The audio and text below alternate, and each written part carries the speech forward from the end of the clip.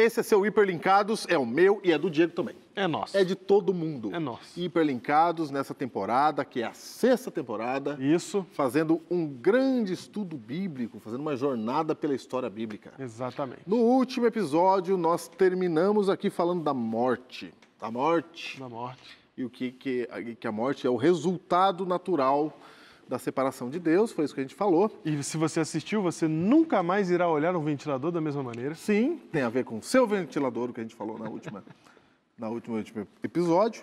E agora a gente lembra de uma coisa. Embora a morte seja o resultado natural do pecado, Sim. não é? Num cenário sombrio para todos nós, um cenário sombrio, e morte eterna, morte como fim de todas as coisas para sempre, não é? Então, nós precisamos lembrar você que o tempo todo aqui, não se esqueça de um dos atributos de Deus, senão o maior atributo é que Deus é amor. Exatamente. Ele não ia deixar a gente aqui à mercê da morte. À mercê da morte. Não é porque a gente puxou a tomada do ventilador que ele vai deixar o ventilador parar de girar. Opa, exatamente. Ele vai dar um jeito dele. Há uma esperança. Há uma esperança. Há uma esperança. Há uma E esperança. para entender essa esperança, Júnior, a gente precisa aqui começar a fazer uma concatenação. Eu gostei desta palavra. E você também deve ter gostado. Das ideias que a gente está até agora processando aqui. É um resumo. Para a gente entender... Uma ligação entre elas. Uma ligação entre elas, exatamente. Por que isso aqui é uma história só? E não várias historinhas separadas. A gente veio costurando aqui, mostrando para vocês que essas historinhas que podem ser lidas separadas, elas na verdade estão ligadas mesmo quando não parece. Ou seja, Deus, quando pedia para o povo fazer alguma coisa, quando eles viviam o dia a dia deles, quando eles tinham a cultura deles, eles nem sabiam disso, mas estava ligado com alguma coisa que ia além do tempo de vida deles. Exatamente. E aí é que está uma coisa que nós, seres humanos, nós não temos.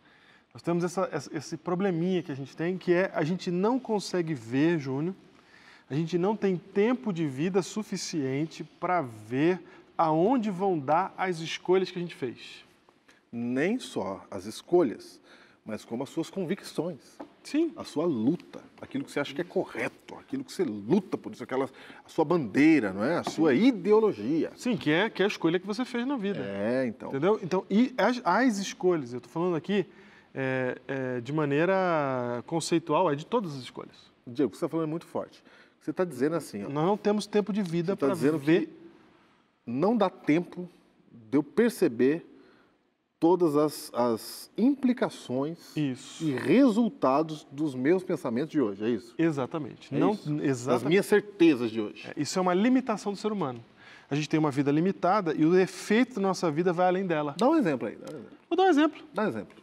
Você não sabe se você vai viver o suficiente para ver a vida inteira do seu filho. Não dá para saber, não. E ele é uma decisão que você tomou. Foi. E a consequência disso vai para além da sua vida. Vai para além da minha vida. Tem mais coisa aí na história? Tem mais? Não, tem. Eu dei um exemplo básico aqui. Sim. Só para você entender que as mínimas coisas você não tem como ver até onde vai dar. Entendi. Entendeu? Entendi. Por exemplo, quando a sua mãe fala para você assim... Não, depois eu vou dar o exemplo da mãe. Primeiro, vamos para exemplos clássicos da história. Vai. Karl Marx. Karl Marx. A teoria dele, ele fez com muita boa intenção. Sim. Certo? Não estou fazendo juízo sobre a teoria dele aqui. De valor, nada. Não estou fazendo juízo de valor. Não estou dizendo se é boa ou ruim. Estou dizendo que esse homem, esse personagem que viveu no século XIX, ele trouxe uma teoria e ele tinha boa intenção, só que ele não sabe quais são as consequências dela. Ele não sabe de Muro de Berlim. Ele não viu. Ele não viu o Muro de Berlim. Ele não viu. Ele não viu a União Soviética. Ele não viu. Ele não viu Cuba. Não viu. Ele não viu, sei lá, Iugoslávia. Não viu. Não viu Iugoslávia, que agora não é mais Iugoslávia. Ele não viu Venezuela. Não viu. Ele não viu nada disso. Mas tudo isso é efeito daquilo que ele falou, pensou, escreveu. Exatamente. Outro exemplo, Júnior, é a própria teoria da evolução de Darwin.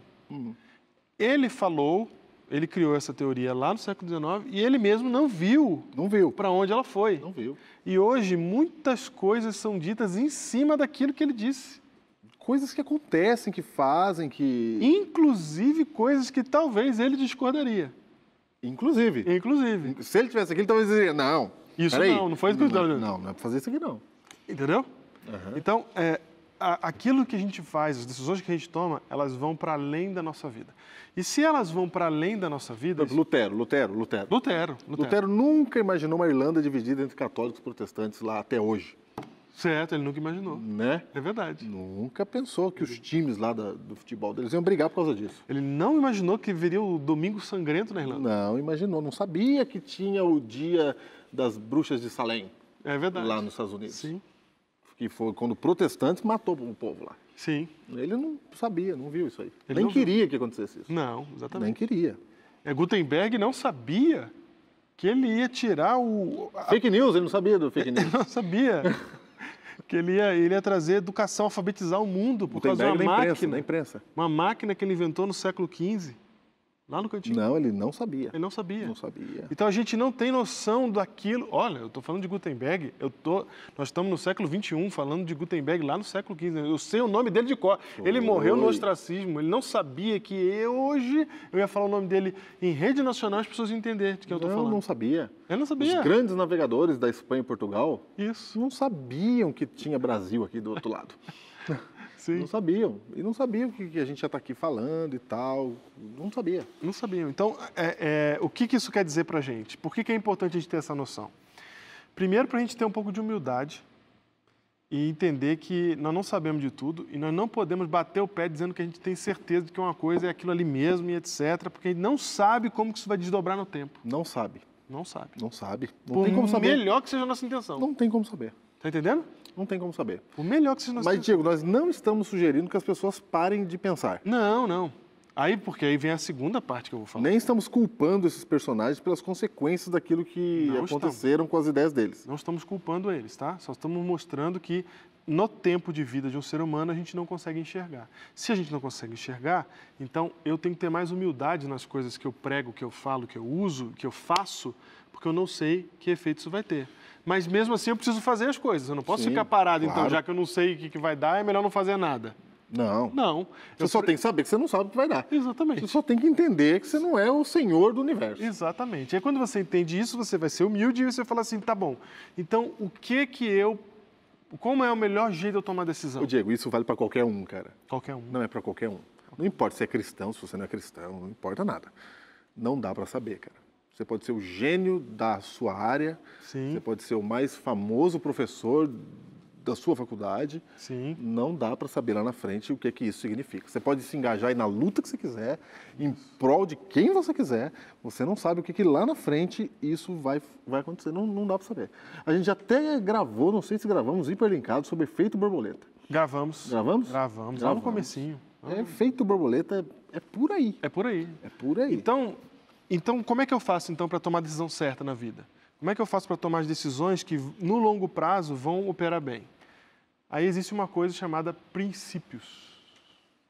Princípios, Júnior, são coisas que foram testadas na história do tempo da vida humana, que vai muito além da minha vida. Maior do que a vida de uma pessoa? Muito maior do que a vida de uma pessoa. Foram testadas na história e no tempo e elas se mostraram valiosas. Só um detalhe, você achava que história não servia para nada, né?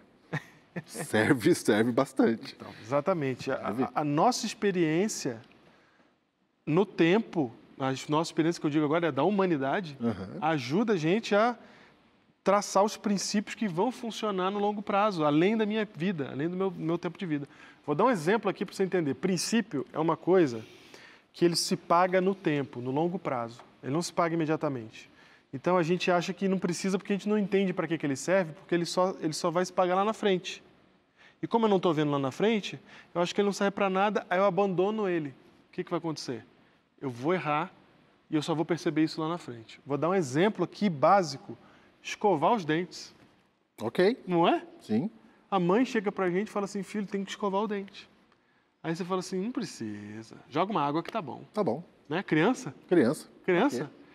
Se criança vai obrigado, mas ela vai obrigada, não sabe segurar direito, escovar e tal, não sei o quê. Nanana. Você só vai saber o benefício disso 50, 60 anos depois. Um pouco menos, né?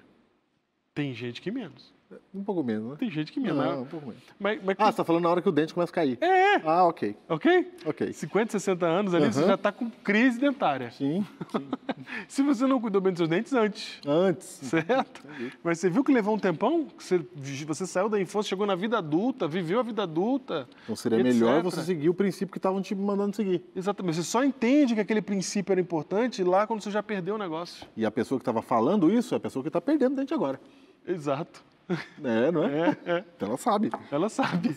Ela sabe. E outra, ela está ensinando isso porque ela aprendeu do pai dela, que aprendeu da mãe dela. Isso já vem vindo de um tempo e sendo provado na história. Diego, você também não está querendo dizer que aquilo que vem de séculos é verdade. Não estou dizendo isso. Você está dizendo que a tradição está acima de todas as coisas. Não estou dizendo isso. Lógico que não. Não, mas eu estou dizendo que sim, os princípios eles foram testados em tempos anteriores ao nosso.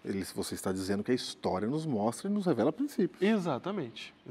E que nós, no tempo da nossa vida, não somos maior do que a história. Sim, aí você fala assim, aonde que eu vou achar então esses princípios? Eu tenho que ficar caçando na história? E aí tem um negócio extraordinário. Que o livro da Bíblia, ele é o maior compêndio de princípios histórico da humanidade. Porque ele vem lá de trás. O primeiro livro que tem princípios para a vida do homem, ele foi escrito há mais de 4.000 anos antes de Cristo. Olha aí. É por isso que você olha para a Bíblia e às vezes você fala assim, isso aqui não tem nada a ver, porque você está vivendo o seu momento. Exatamente. O seu lugar. Você está olhando agora. Você está olhando agora. Mas tem princípios que ela vem de longe. Isso. Se a gente segui-los, vai funcionar. Vai funcionar para 100 anos, 200, 300 anos no futuro. Exatamente. 300 anos no futuro. Então, esses princípios estão revelados na Bíblia. Então, a Bíblia ela é uma fonte de princípio para o homem. Porque nós não temos um outro livro que seja tão histórico quanto esse, em termos de tempo. Estou nem falando de contar história.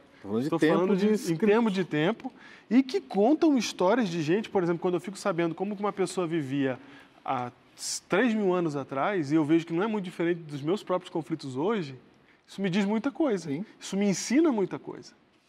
E a gente está dizendo isso por quê? Porque a Bíblia, você vai ver coisas acontecendo nela que você vai achar que está solto. Que é um negócio então veja só. Que não tem muito sentido naquele momento, sei lá, você vai achar que está solto. Então veja só, Deus é o Deus da eternidade. Deus ele está vivo em toda a história, ok? Então Deus, quando ele se revela para as pessoas em vários momentos da história, que pessoas que vivem em seus vários lugares e contextos históricos diferentes, Deus ele pega essas pessoas, pede para elas viverem de alguma forma, mas ele estava desenhando uma história completa. Exatamente. E os princípios estão sendo construídos desde lá de trás para que a gente possa viver. Então, quando ele pediu lá atrás para Adão, cultive a terra, ele estava fazendo uma aliança com o povo. Não é? Ele tinha algo que ele pensava lá na frente. Quando ele, por exemplo, fala lá na primeira semana, ele fala para santificar o sábado. Ele estava pensando numa coisa lá no futuro. Você acha que Adão e Eva no começo tinham algum problema com gasto de energia? Não tinha nada. Eles tinham estresse? Não. Tinha WhatsApp? Não. Grupos da família? Não. Eles não tinham nada disso. Eles tinham gente ligando o tempo todo. Grupos da família, muito bom. Tinha número desconhecido ligando, querendo vender e cobrar? Não tinha. Não tinha nada disso. Eles não tinham estresse.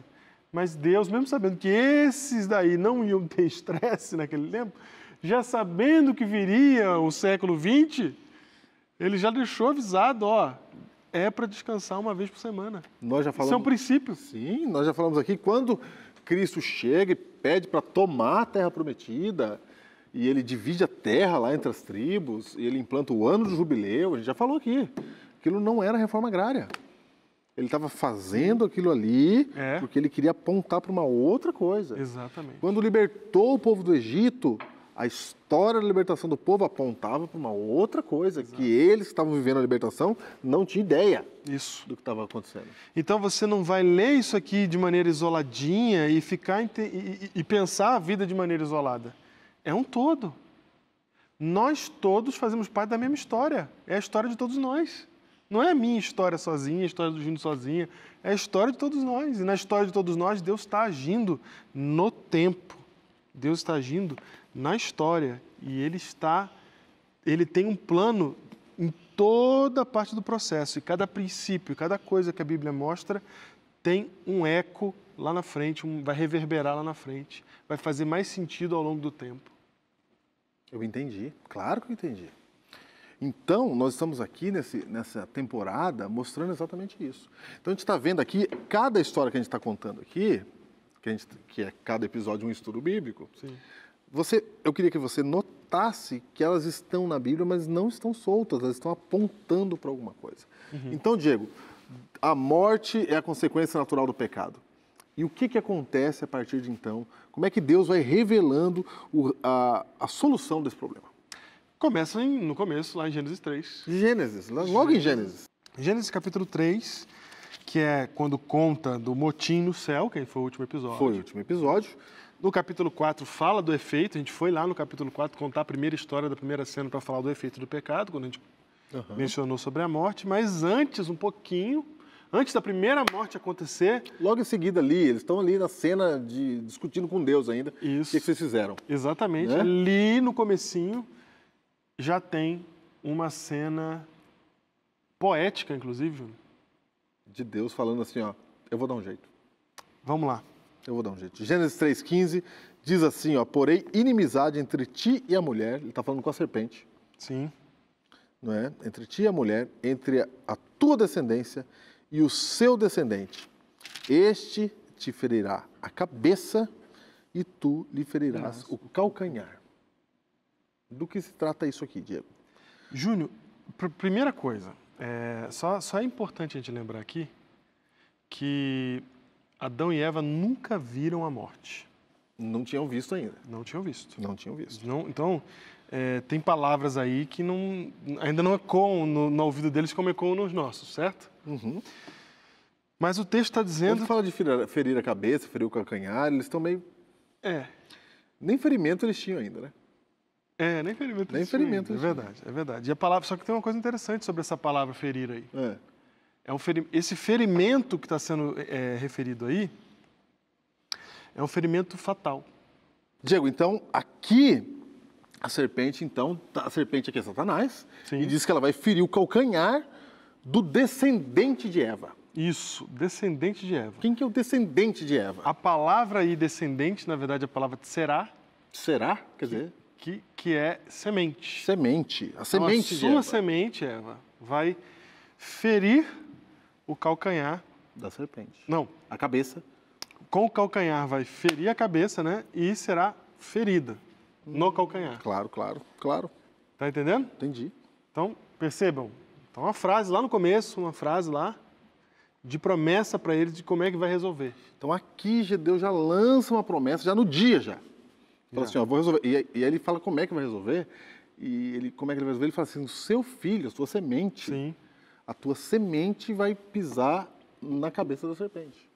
E engraçado que Eva, ela acreditou tanto nisso que ela pôs o nome de Caim. É verdade. Que quer dizer Salvador. Resgatador. A raiz é essa. A raiz é essa. Né? Porque ela falou, nasceu a semente. Sim, quando nasce o primeiro filho, ela pensa, a semente que Deus falou é essa daqui. É lógico.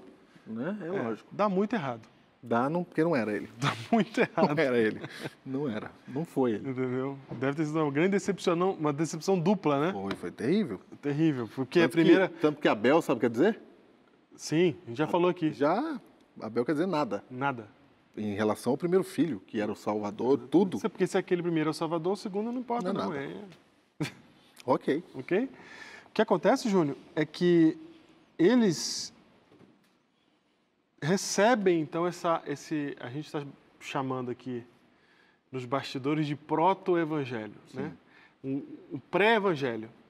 Antes da gente receber as boas novas que a gente chama hoje de evangelho, as boas novas que a gente tem em Cristo Jesus, a primeira boa notícia que vem depois da queda é essa. Então agora Deus começa na história a colocar sinais dessa boa notícia. Isso. Não é isso? É o primeiro sinal da boa notícia. E a boa notícia é que vem esse tal desse descendente. Isso. Esse descendente no singular vai resolver o problema. Exato. É isso? É isso aí. É isso. Então, Júnior, a primeira evidência de que Deus tem um plano, a primeira evidência da ação de Deus na história do homem, pós-pecado, está no capítulo 3 já do livro da Bíblia. No capítulo 3 ele já fala como vai ser o processo. Entende? Já explica já. Já está explicado. Já explica que tem um plano. Sim. Cara, já explica que tem um plano e fala assim, é isso. E já estamos colocando o plano em prática. Estamos colocando o plano em prática. O plano em prática. O plano em prática. E aí Deus vai colocar esse plano em prática e avisando as várias gerações de que esse plano está acontecendo. A primeira vez, Júnior, depois disso, porque a Eva tem Caim, tem Abel e tem outros filhos, né? Tem Sete, tem outros filhos que a gente não sabe o nome de todos, né? Sim. Mas foram muitos, porque povoou a terra, ajudou a povoar a terra. Ajudou a povoar a terra. E aí, depois disso, Júnior... Não povoou igual está povoado hoje, tá, gente? Cada povoação no limite do seu povoamento. Do seu povoamento, ok. Entendeu? Exatamente. Então, Eva encheu com 5 bilhões de pessoas. Não. Fez uma vilinha lá. Então, Júnior, a semente de Eva, por meio de Eva que viria o resgatador, e aí você entende, Júnior. Aí você que leu a Bíblia todos esses anos, você que ficava chegando no seu ano bíblico, ou não sei como é que você lê a Bíblia, chegava lá naquele capítulo que fala dos descendentes, você pulava, porque você falava assim, isso aqui não serve para nada, para que tem aqui que fulano é filho de Beltrano? Por quê? Porque a Bíblia está registrando, ela está contando uma única história, ela está registrando da onde que vai vir essa semente que vai resgatar a gente. Está contando. Está contando. Pessoa por pessoa. Quando você estiver lendo a Bíblia e você chegar nesse capítulo que tem fulano, filho de Beltrano, eu vou te dar uma recomendação que vai explodir sua cabeça. É para ler nome por nome, para tentar pôr no filho. Abrir o mundo. Lê tentando entender quem é filho de quem, que vai ser legal. Você vai ter uma percepção muito mais nítida de como que Deus está construindo a história, o plano da salvação. E você vai entender que aqueles personagens, tem personagens ali que a gente não vê o nome deles em outro lugar, só aparece ali na lista e depois some. Acabou. Mas isso te ajuda a ter várias concatenações, você consegue perceber o que aconteceu na raiz daquela família, o que aconteceu quando o neto de alguém, como é que ele agiu e etc. Enfim... Ali é o Facebook dos caras da Bíblia. Exatamente. É isso. E a gente normalmente costuma ignorar e achar que não tem valor. Isso aí é coisa... Isso era para o judeu que tinha isso aí, judeu que queria marcar aí quem que era filho de quem, só para ele dizer que ele era filho de fulano e tal. Não, porque a Bíblia não foi escrita, não está sendo escrita apenas para os judeus. Essa Bíblia está sendo escrita para a humanidade poder ler. E nessas listas de descendência, há muita coisa que a Bíblia está nos dizendo. Sim. Coisas interessantes. Sim. E a principal delas é marcar a linha sucessora que vai chegar no resgatador. Que foi anunciado aqui em Gênesis 3,15. E essas listas de descendência você não vê só em Gênesis. Você vê em toda a Bíblia. Tem lugar. Você vê ali em Reis, você vê ali em Crônicas. Tanto que quando Cristo aparece, tá lá. Você vê no Novo Testamento. Opa, agora sim. Eu fico pensando, por que no Novo Testamento alguém inventou de fazer isso? Para mostrar que a promessa está sendo cumprida. É exatamente porque você vai ver, no próximo episódio, inclusive, que esta promessa que foi feita para Eva e para Adão, essa promessa, ela começa a ser cumprida. Deus começa a agir na terra para que essa promessa se cumpra. E aí ele vai dando sinais, Deus vai dando sinais de por onde vem. Porque Eva, assim, descendência de Eva é todo mundo, né? Eu sou descendência de Eva. Claro, todo mundo. Né? Todo mundo. Claro. Só que Deus vai pontuando na história, assim, ó, descendente de Eva, descendente desse aqui, descendente desse aqui, descendente desse aqui. E aí nasce o Messias. Vocês entendem que quando chega Jesus, por que os pastores foram lá? Por que os reis do Oriente foram lá levar presente? Você entende que quem percebeu, que quem leu a Bíblia, que quem notou, ele tinha fundamento para saber o que estava acontecendo. Exatamente. E o que estava acontecendo era muito grave. O que estava acontecendo era que todas as histórias contidas nessa Bíblia aqui, no Antigo Testamento, elas estavam se juntando numa pessoa só. Sim. Elas estavam se juntando em Cristo. Então, quem viu as histórias, quem leu, quem entendeu, viu que tudo que está acontecendo aqui, as brigas, as desavenças, o jeito de viver, como que eles viviam a cultura, como é que eles faziam a agricultura, como é que eles dividiam as terras, como é que eles se casavam. Até uma simples lista de nomes. Uma simples lista de nomes. Como é que era quando a menina ficava viúva, o que tinha que acontecer. Está tudo aqui. E está tudo aqui apontando Para uma única coisa. para a semente de Eva. Exatamente. Para a semente de Eva. Vamos dar só um exemplinho desses nomes aí? Um exemplo. Vamos pegar um desses nomes aí. Vai, pega um. Judá. Judá é importante, hein? Judá é importante. Judá. Judá, por exemplo, Júnior, é a tribo que vai ser considerada a principal do povo de Israel. Vai até dando nome para a nação. Vai dar nome para a nação e é por meio dela que vai vir o resgatador. A semente vem de Judá. Entendeu? Então, começa com Eva, depois vai para Judá, e aí você vai entendendo a importância de marcar o caminho que a semente está fazendo. O caminho. Lê aí, Gênesis 49. Verso 9. Verso 9. Diz assim, ó, Judá é leãozinho. Já evoca lembranças. Já dá lembranças, né? Você já pensa em Aslan, entendeu? Ali, ó. Ali, ó. Por que ele está ali? Por quê? Tanta gente perguntou para nós, Diego. É mesmo. Desde que era o outro leão. É verdade. Tanta gente perguntou para nós. Você já ouviu a expressão leão da tribo de Judá? É isso. Então vai. Então vamos lá. Judá, leãozinho, da presa subiste, filho meu. Em curva se deita-se como leão e como a leoa. Quem o despertará? O cetro não se arredará de Judá, nem o bastão de entre seus pés, até que venha Siló e a ele obedecerão os povos. Ó, a ele obedecerão os povos. O cetro quer dizer que os reis vão vir de Judá. Os reis vão vir de Judá. Ele amarrará seu jumentinho à vide e o filho da sua jumenta. E a videira mais excelente lavará suas vestes no vinho e sua capa com sangue de uvas. Você evoca Apocalipse 19, com Cristo vindo já na segunda vinda, com seu manto tinto de sangue, como quem pisa o lagar das uvas. Ó, que coisa. Lá em Apocalipse. Lá em Apocalipse. Estamos lendo na volta já de Jesus. Você está entendendo? Está vendo que está tudo hiperlinkado realmente? Que as coisas estão ligadas porque elas estão contando uma única história. Não perca próximo episódio de A Jornada no Hiperlinkado semana que vem.